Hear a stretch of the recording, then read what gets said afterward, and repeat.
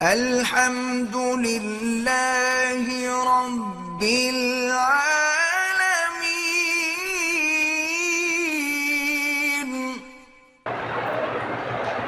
جو لوگ عمرے کے گروپ لے کے آتے ہیں تو یہ گروپ لیڈر جو ہیں ایئرپورٹ پر ان کے بیگ میں سگریٹ کے ڈبے ڈال دیتے ہیں، بعد میں ان سے لے کر بیچتے ہیں۔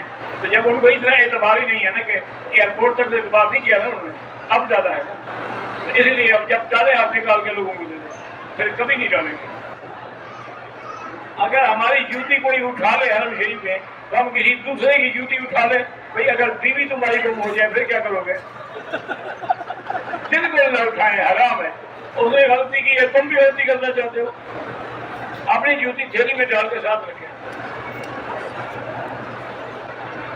مسجد الحرام کے حدود جو ہے وہ باقاعدہ لکھے ہوئے ہیں، وہاں پتھر بھی لگے ہوئے ہیں، جیسے اگر یہاں سے جائیں تو عرفات کے قریب ہے، ادھر جائیں تو جیلانہ کے قریب ہے، ادھر جائیں تو شمیسی کے قریب ہے، ہر طرف سے علامات موجود ہیں۔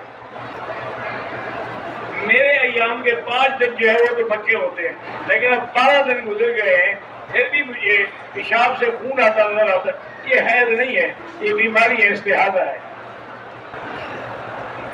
میں نے اپنی جوانی میں چوری ڈکیتی کرتا تھا، اب میں نے توبہ کر دی ہے۔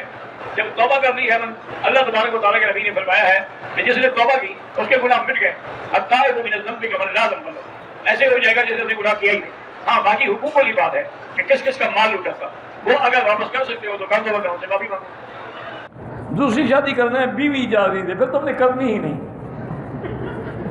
پہلی بیوی بھی کبھی اجازت دیتی ہے؟ پاگل ہو گئی ہے وہ تو اگر قبر میں پاؤں لٹکا کے بیٹھی ہو نا پھر بھی تمہیں اجازت نہیں دے گی۔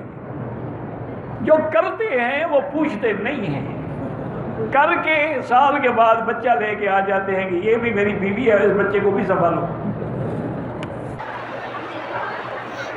کہتے جی کہ امام کعبہ جو ہے وہ کعبہ شریف سے اتنا دور کھڑے ہوتے ہیں، قریب اگر کھڑے ہونا جی تو بڑا مشکل ہو جاتا ہے ان کے لیے، پھر جنازہ کہاں پڑھیں، پھر اس کے لیے دور جائیں، اس لیے وہ نماز ہو جاتی ہے، کوئی فکر نہیں۔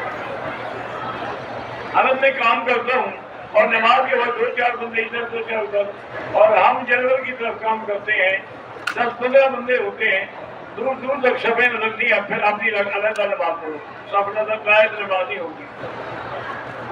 زکوٰۃ جو ہے مدرسے میں دے، ہاں مدرسے میں دینا بہتر ہے۔